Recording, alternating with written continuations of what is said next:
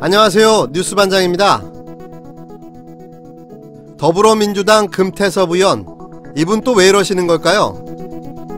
내년 총선 의식해서 소신 발언이랍시고 윤석열 검찰총장 후보자가 청문회에서 거짓말을 했으니 사과를 해야 한다고 주장하고 나섰습니다.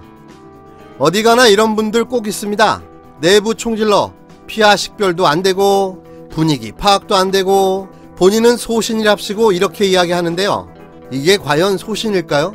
홍준표 전 자유한국당 대표까지 나서서 아무런 문제가 안된다는데 굳이 윤석열은 사과해야 한다는 이분, 멋진 건가요?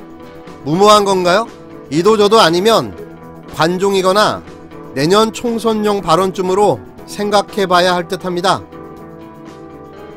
더불어민주당 금태섭 의원이 10일 윤석열 검찰총장 후보자의 위증 논란과 관련해서 현재의 입장에 비추어보면 명백히 거짓말이라며 그렇다면 이 부분에 대해서 사과해야 한다고 말했는데요. 검사 출신인 금 의원은 국회 법제사법위원으로 윤 후보자 인사청문회에 청문위원으로 참여했었습니다. 윤 후보자는 지난 8일 국회 인사청문회에서 윤우진 전 용산 세무서장 뇌물수수 의혹 사건과 관련 윤 전 서장에게 대검 중수부 연구관 출신 이남석 변호사를 소개한 적이 없다고 여러 차례 답변했습니다. 윤 전 서장은 윤 후보자와 막역한 윤대진 법무부 검찰국장의 형입니다. 그러나 청문회 말미에 윤 후보자가 7년 전 언론 인터뷰에서 이 변호사에게 윤 서장을 만나보라고 했다는 녹음 파일이 공개됐습니다. 그러자 윤 후보자는 형이 수사를 받는 상황에서 윤대진 당시 과장에게 불필요한 피해가 없도록 하기 위해 한 기자에게 전화로 오해의 소지가 있는 설명을 했다고 해명했습니다.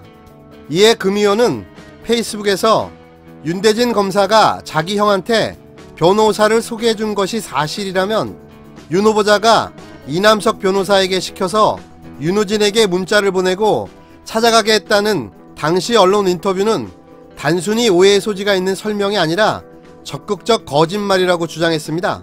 그는 또 청문회 이후 다수의 검사들이 기자들에게 전화를 해서 후배를 보호하기 위한 행동이었다며 항변했다고 한다면서 이것이 대한민국 검사들의 입장인가?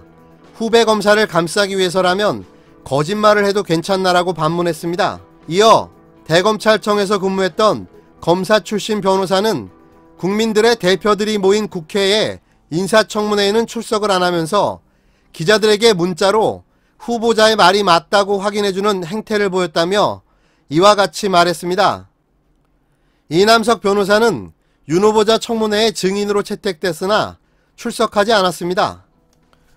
금 의원은 검찰총장 후보자 인사청문과 관련해서 어제부터 벌어진 상황을 보면 정말 회의가 된다면서 적어도 거짓말이 드러나면 상대방과 그 말을 들은 사람에게 사과해야 한다고 생각한다. 그게 상식이고 이번 논란의 핵심이다라고 주장했습니다.